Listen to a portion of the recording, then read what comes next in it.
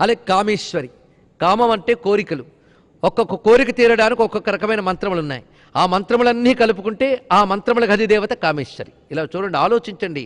ఒక దేవత పేరు ఊరికే పెట్టరు, అందులో అర్థం తెలుసుకోవాలి. వశిని, కామేశ్వరి. మోదిని. మోదిని అంటే అంగీకారము, ఆనందము అని అర్థం. సృష్టిలో ఏది జరిగినా ఆనందము, తృప్తి కావాలి కదా. ఆనందానికి, తృప్తికి సంబంధించిన మంత్రాధిదేవత మోదిని. చూడండి, అలా ఒక్కొక్కటి మీరే ఆలోచిస్తే ఇంక మీరే నాకు చెప్పగలరు. వశిని, కామేశ్వరి, మోదిని, విమల. ఒక నిర్మలమైన జ్ఞానం కలిగించేటువంటి విద్యలు, మంత్రములు విమల.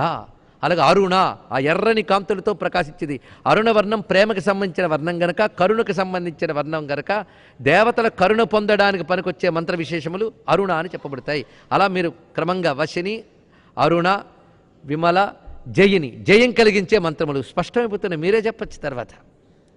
కౌళిని, ఇది కుండలిని యోగానికి సంబంధించిన మంత్ర విశేషములు. సర్వే